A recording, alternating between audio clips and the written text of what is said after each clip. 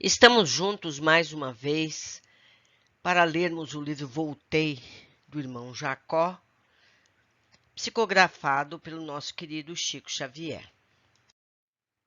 Em pleno transe. Amparado a Marta, intentei proclamar o júbilo que me dominava, fazendo-me ouvido em alta voz. Todavia, os membros jaziam inteiriçados e os órgãos da fala em descontrole. Não tinha perfeito conhecimento da posição em que os familiares se moviam. Meus olhos demoravam-se perturbados, sensação de esmagamento percorria-me todo. No entanto, que pedir além daquela infinita aventura que o devotamento filial me proporcionava? Tentei alinhar ideias a fim de agradecer a intervenção da filha querida, contudo, não consegui. Percebendo minhas dificuldades, Marta afagou-me a fronte e falou: Meiga, os nossos benfeitores desatam os últimos elos. Enquanto isso, façamos nossa oração. O Salmo 23. Não me seria possível, naqueles minutos, enfileirar pensamentos e muito menos enunciar qualquer frase. Tinha a respiração opressa, como nos derradeiros dias de luta no corpo físico. Com alegria, no entanto, via a filha elevar-se no alto, repetindo em voz pausada e comovedora as expressões do Salmo 23, ampliando-lhe o sentido. Ó Senhor, é nosso pastor, nada nos faltará. Deitamo-nos faz em refúgio e de esperança, guia-nos suavemente a águas do repouso. Refrigera-nos a alma, conduz-nos pelas veredas da justiça, na qual confiamos por amor ao seu nome. Ainda que andemos pelo vale da sombra e da morte, não temeremos mal algum, porque ele está conosco. A sua vontade e a sua vigilância nos consolam. Prepara-nos mesa farta de bênçãos, ainda mesmo na presença dos inimigos que trazemos dentro de nós. Unge-nos a cabeça de bom ânimo e o nosso coração transborda de júbilo. Certamente que a bondade e a compaixão do Senhor nos seguirão em todos os dias da vida e habitaremos na sua casa divina por longo tempo. Assim seja. À medida que sua voz pronunciava o texto antigo, multiplicando-me as lágrimas abundantes e espontâneas, dores cruéis me assaltavam a região torácica. Vim saber mais tarde que aqueles sofrimentos provinham da extração de resíduos fluídicos que ainda me enlaçavam à zona do coração. Lembro que essas mensagens vieram na forma de cartas curtas. Por isso, as vemos fracionadas. Continuando, o título desta é Recebendo Socorro. Finda a prece que ouvi sob indizível angústia, percebendo a manifesta intenção da filha, que assim procedia buscando isolar-me o pensamento da intervenção a que me achava submetido. Notei que as dores se faziam menos rudes. Ela permaneceu amorosamente inclinada para mim por mais de 1 hora. Silêncio. Temia falar, provocando fenômenos desagradáveis, e ao que me pareceu, Marta me partilhava os receios. Um momento chegou, entretanto, no qual a respiração se fez equilibrada e verifiquei que o coração me batia uniforme e regular no peito. Através do olhar, supliquei à filha, sem palavras, reforçasse o socorro que minha situação estava exigindo. Via-a movimentar cuidadosamente o braço direito e, em seguida, passar a destra repentinamente sobre a minha cabeça exausta. Reparei que me aplicava força espiritual que eu ainda não podia compreender. Mais alguns minutos decorridos e percebi que o poder de orar me felicitava de novo. Encadeava os pensamentos sem maiores dificuldades e na convicção de que, poderia tentar a prece com êxito, improvisei sincera súplica. O trabalho foi bem sucedido. A harmonia geral começou a refazer-me, embora a fraqueza extrema que me possuía. Notei que de Marta para mim vinham fagulhas minúsculas de luz, em porção imensa, a envolverem-me todo, ao passo que me via agora cercado de atmosfera fracamente iluminada em tom de laranja. A respiração processava-se normalmente. A carência de ar desaparecera. Meus pulmões revelaram-se robustecidos, como por encanto. E tanto bem me faziam as inalações prolongadas de oxigênio que tive a impressão de aurir alimento invisível do ar leve e puro. Restabelecendo-se-me a força orgânica, fortificava-se a potência visual. A claridade alaranjada que me revestia casava-se à luz comum. A melhora experimentada, porém, não ia a ponto de restaurar-me a disposição de falar. O abatimento era ainda insuperável. Assombrado, vi-me em duplicata. Eu, que tanta vez exortava os desencarnados a contemplarem os despojos de que se faziam desvencilhado, fixei meu corpo a enrijecer-se num misto de espanto e amargura. Fitei minha filha com suplicante humildade, imitando o gesto da criança medrosa. Encontrava-me prostrado, vencido. Não me assistia qualquer razão de revolta. Contudo, se possível, desejaria afastar-me. A contemplação do corpo imóvel, não obstante aguçar-me o propósito de observar e aprender, era-me aflitiva. O cadáver perturbava-me com as sugestões da morte e impunha reflexão desagradável e amarga. À distância dele, provavelmente, a ideia de vida e eternidade prevaleceria dentro de mim. Marta entendeu o que eu não podia dizer, fez-se mais terna e explicou-me. Tenha calma, papai. Os laços não se desfizeram totalmente. Precisamos paciência por mais algumas horas. Exposição difícil. Alongando o raio de meu olhar, verifiquei a existência de prateado fio, ligando-me de novo o organismo à cabeça imobilizada. Torturante emoção apossou-se de mim. Eu seria o cadáver ou o cadáver seria eu? Por intermédio de que a boca pretendia falar? Da qual se fechara no corpo ou da que me servia agora? Através de que ouvidos assinalava as palavras de Marta?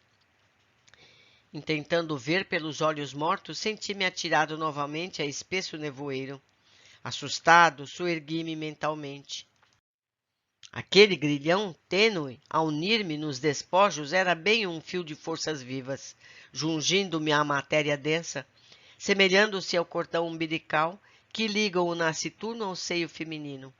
Fitando então o corpo repousado e inerte, simbolizando o templo materno ao meu ser que ressurgia na espiritualidade, recordei certamente, inspirado pelos amigos que ali me socorriam, a enormidade dos meus débitos para com a carcaça que me retivera no planeta por extensos e abençoados anos.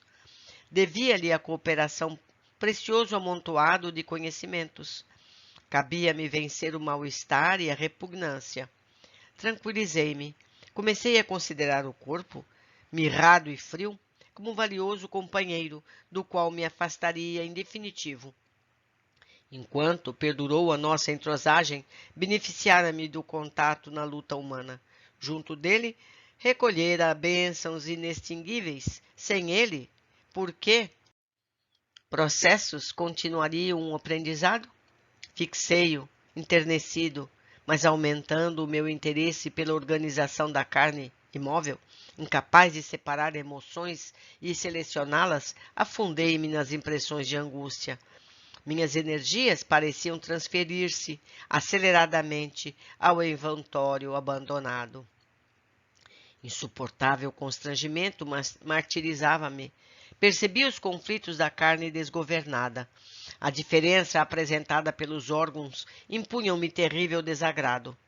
Registrando minhas dificuldades, Marta informou bondosamente. Lembre-se, paizinho, da necessidade de concentração na prece. Não divague, esqueça a experiência que terminou, sustentando a mente em oração. A custo, retornei a mim mesmo e me mantive no recolhimento necessário. Meu objetivo agora era não pensar. Avançava-se no futuro, estranhas vertigens me assediavam. Se me demorava analisando o veículo físico, vigoroso e inesperado impulso me reconduzia para ele. Que fazer de mim, quando reduzido a minúsculo ponto sensível entre duas esferas? Aquietei-me e orei. Aproveitando o término desta mensagem, vamos dar uma comentada no assunto. Já em vários livros, desde André Luiz, aprendemos que é preciso se afastar, no mínimo mentalmente, dos despojos que deixamos. Eles já não nos servem mais. Devemos nos aquietar e pensar no futuro, esse sim, verdadeiro, não é? Dessa forma, diminuímos muito as inquietações, as dores, as sensações negativas que a carne física nos traz. Próxima carta. Entre amigos espirituais. Rogando a Jesus me auxiliasse a encontrar o melhor caminho, observei que a minha capacidade visual se dilatava. Curiosos fenômenos de ótica afetavam-me a retina hesitante. Alterar-se minha noção de perspectiva. A imagem do ambiente parecia penetrar-me. Objetos e lugares permaneciam dentro de mim ou jaziam em derredor? Dentro de semelhante indecisão, divisei duas figuras ladeado à filha dedicada. Centralizei quanto possível o propósito de ver, mais exatamente, e tive o esforço compensado.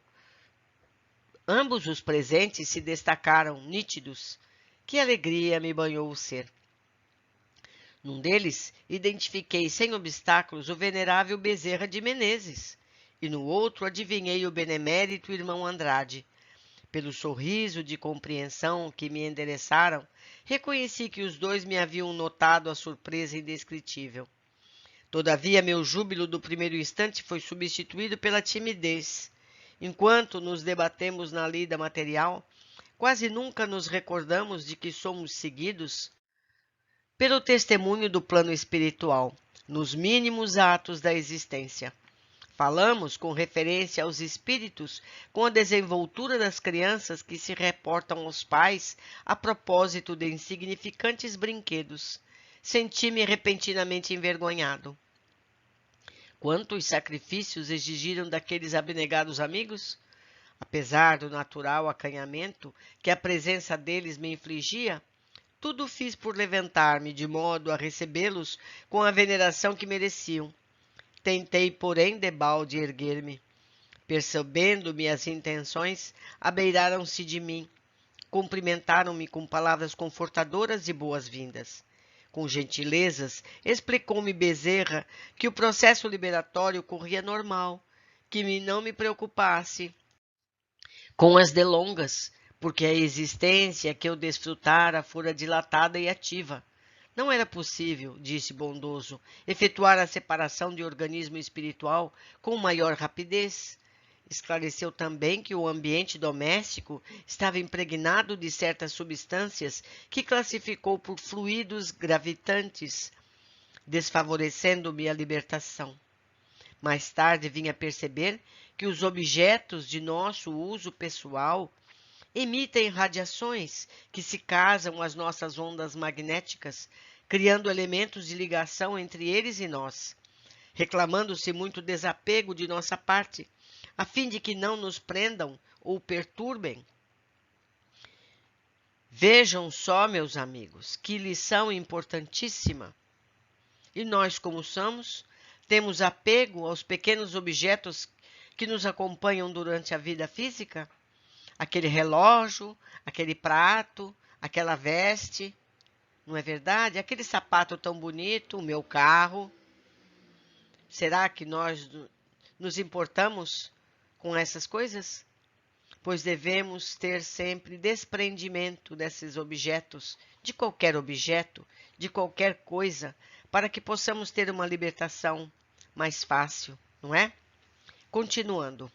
Após instruir-me, Benévolo recomendou-me Bezerra esquecesse o retraimento em que me refugiava, confiando-me os pensamentos mais elevados, de maneira a colaborar com ele para que me subtraísse do decúbito torsal, para que ele pudesse se levantar. Estava deitado até agora. Pus-me a refletir na infinita bondade de Jesus, enquanto o dedicado amigo me aplicava passes, projetando sobre mim, com as mãos dadivosas, abundantes jatos de luz. Ao término da operação, acentuara-se minha resistência. A rigor, não pude levantar-me nem falar. Ambos os benfeitores, porém, seguidos de Marta, que nos observava com visíveis mostras de contentamento, retiraram-me do leito, determinando que me amparasse a eles para uma jornada de repouso. É necessário sair de algum modo, acentuou Bezerra em tom grave. Conduzo-lhe-emos à praia. As vibrações marítimas serão portadoras de grande bem ao reajustamento geral. Vemos mais uma vez a referência ao mar, que nos traz bom refazimento, seja para os encarnados ou os desencarnados. Quem tem essa possibilidade, que aproveite. Abracei-me aos devotados obreiros da caridade com esforço, e não obstante verificar que o derradeiro laço ainda me atava às vísceras, em descontrole, afastei-me da zona doméstica, reparando que eu era por eles rapidamente conduzido à beira-mar. Terminamos mais um grupo de mensagens que o Frederico Figner, com o nome neste livro de Irmão Jacó, nos trouxe com tantos ensinamentos. Ele, que solicitou entender todo o processo de desencarne, nos narra aqui detalhadamente todas essas situações. Por isso que para a maioria de nós, o sono nesse momento é benéfico. Não vivenciamos todas essas tribulações. Vida nova. A excursão, embora de alguns passos somente, apesar de realizada com auxílio de energias alheias, agravou-se meu abatimento. Contudo, não perder o gosto de observar, tamanhas as surpresas que se sucediam. Recordando a ansiedade com que sempre aguardara na terra as descrições do momento da morte por parte de companheiros que me haviam antecedido, buscava fixar todas as particularidades da situação, na esperança de transmitir notícias aos irmãos da retaguarda. Aquele contato inesperado com a natureza nos impunha, porém, singular renovação. Os remanescentes das dores físicas desapareciam. A ausência de certas impressões desagradáveis ampliava minha apatia. Achava-me intensamente aliviado, conquanto mais fraco. Repouso breve. Irresistível desejo de dormir assaltou-me. Bezerra, Andrade e Marta eram benfeitores e expressavam a vida diversa em que eu penetraria doravante. Com certeza, guardariam 1000 informações preciosas que eu esperava. Curioso e feliz, mas como vencer o sono, apesar no cérebro? Extenuado, vacilante, notei que não envergava as mesmas peças que usava habitualmente no leito. Envolvia-me vasto roupão claro, de convalescente. Tentei indagar, entretanto, a fraqueza dos órgãos vocais prosseguia sem variações. Era preciso aceitar os recursos quais se me ofereciam. Não adiantava qualquer interrogação, indispensáveis à serenidade e à paciência. Perante o mar, diferenciavam-se minha posição orgânica. Aquelas bafagens de ar fresco que eu recebia encantado regeneravam-me as forças, pareciam portadoras de alimento invisível. Inalando-as, permanecia singularmente sustentado, como se houvera sorvido caldo substancioso.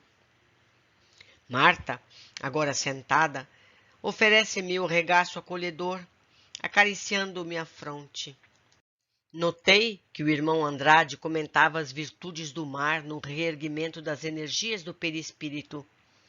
Referia-se a casos repetidos de socorro a irmãos recém-desencarnados, conduzidos com êxito à frente das águas.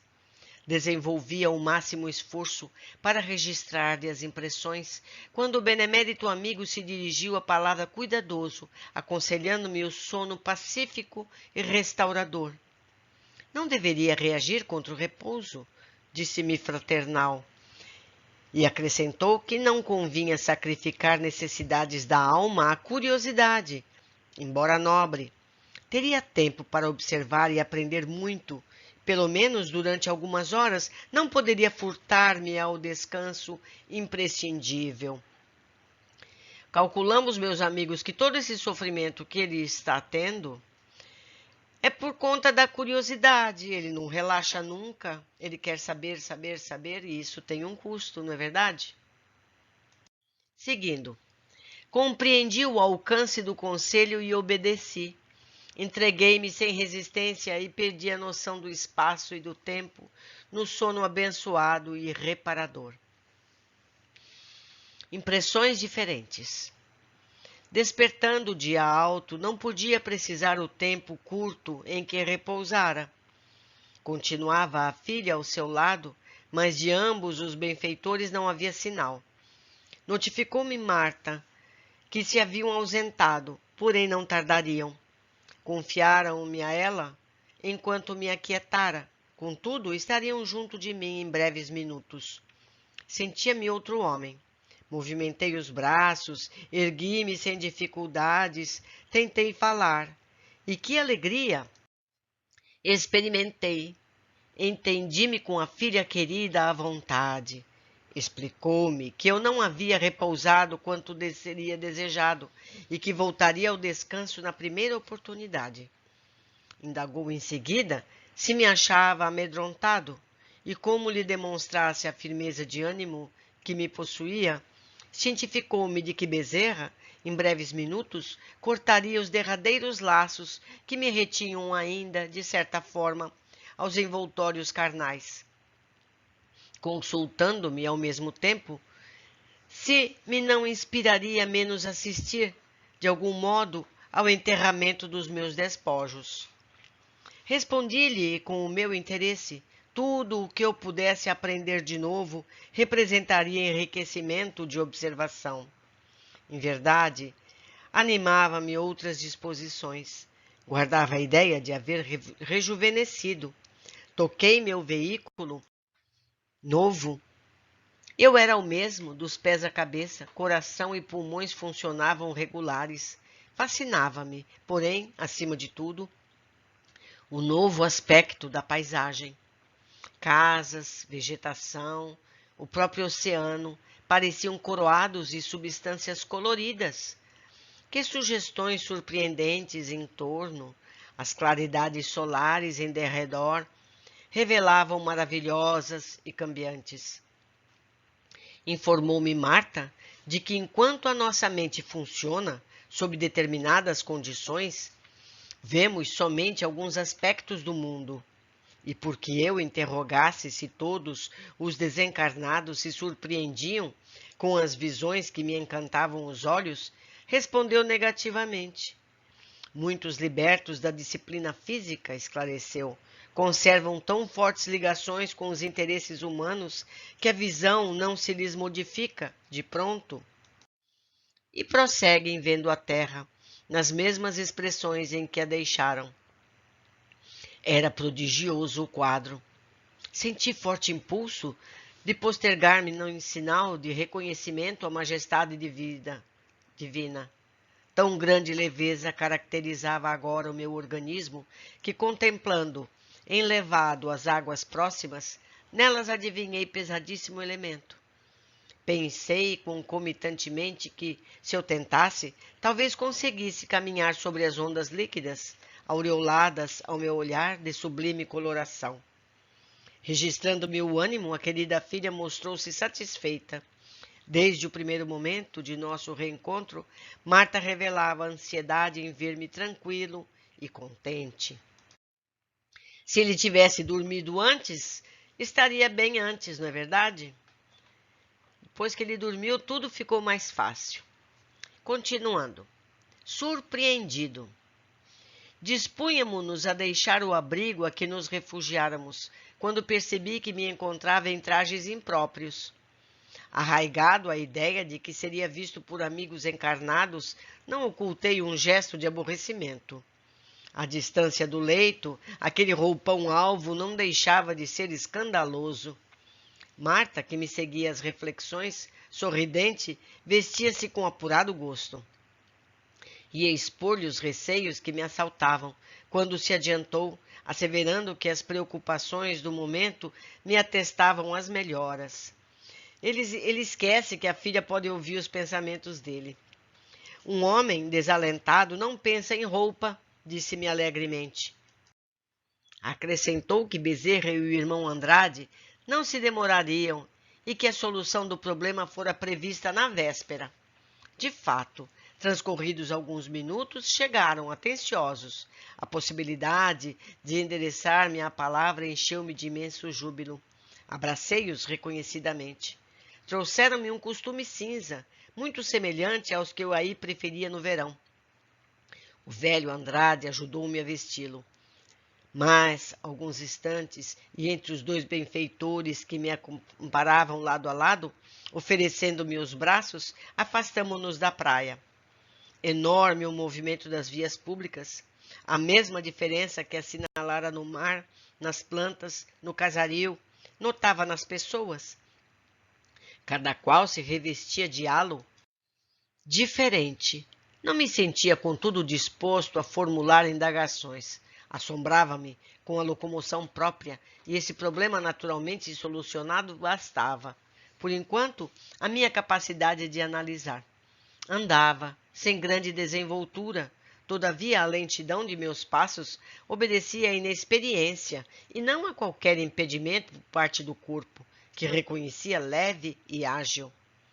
Aproveitaria o momento para acentuar observações nesse sentido. Quando a apressada senhora, sobraçando o embrulho de vastas proporções, investiu indiferentemente contra nós. Grande foi o abalo para mim.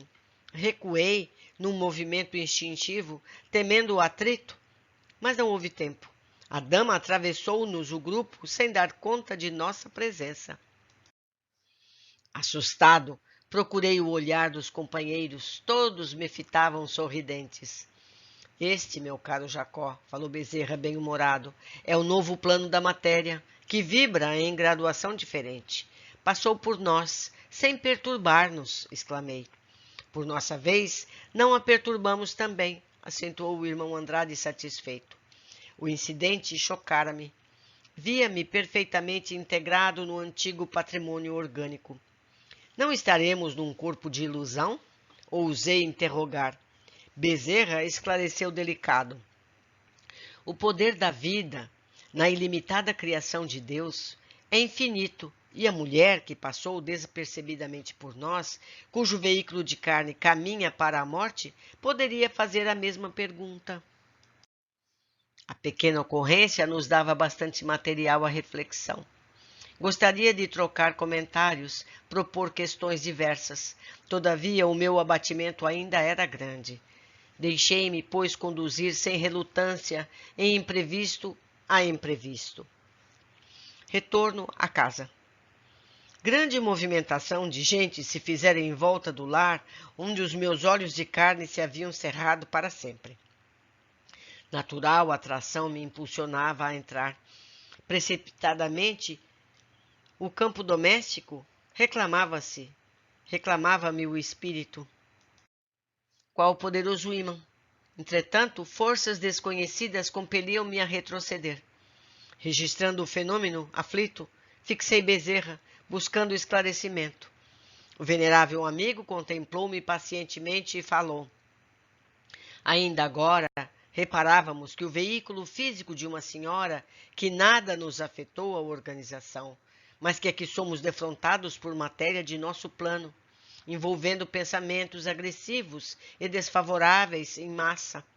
As projeções mentais da maioria de nossos amigos, aqui congregados, formam energias contraditórias entre si. Alguns discutem, muitos pensam de maneira inadequada ao respeito que devemos a um companheiro em transe. Para nós, adestrados na travessia de obstáculos, esta compacta emissão de forças antagônicas não constitui barreira insuperável. Mas é preciso reconhecer as condições especialíssimas do seu estado. Você ainda se acha em condição de pássaro mal saído do ninho, incapaz de voar livremente? Regozijei-me com a explicação, contudo indaguei curioso. E se eu insistisse? Teria choques sumamente desagradáveis, adiando o restabelecimento de suas forças. Toda realização útil pede exercício? Não teimei. A simples vizinhança das conversações infundia-me pronunciado mal-estar. Recomendou Bezerra ao irmão Andrade e Marta me assistisse, enquanto cortaria o laço que, de certa forma, ainda me retinha as vísceras cadavéricas. O regresso à casa, com as surpresas que me fazia acompanhar, trouxe-me penosas impressões. Esforçava-me por não cair, extenuado ali mesmo. Retornara à dispneia. Se o leito estivesse à minha disposição, nele buscaria, sem delonga, refúgio confortante. Marta ajudou-me, esclarecendo que a hora se caracterizava por muita ansiedade no coração dos entes que se consagram à sincera estima na terra, que inúmeros pensamentos de angústia convergiam sobre mim e, por isso, eu devia resistir, garantindo a tranquilidade própria.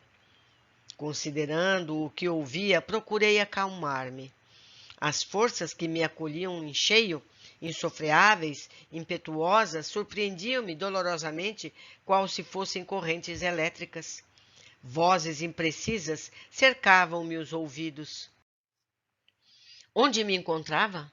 Entre amigos ou no centro de um redemoinho de energias desconhecidas, mais furiosas que as do vento forte?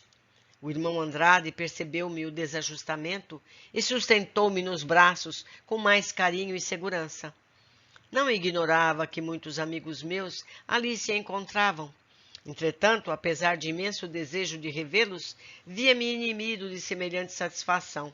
Meus olhos se mantinham turvos e minha mente jazia atormentada. Meus amigos, todos esses relatos do Frederico nos mostra a complexidade dos que chamamos velórios. Quanto menos pessoas presentes, melhor será para aquele que vai. Quanto menos emoções controvertidas, melhor. Se nós amamos os nossos familiares que partem, devemos dar a eles paz, tranquilidade e não agonias. Não é verdade? Então precisamos ter mais respeito por esse momento, mais tranquilidade e segurança. Devemos saber que tudo está correto, que temos assessores que cuidam daqueles que estão partindo. Então, meus amigos, vamos fazer de tudo isso o aprendizado.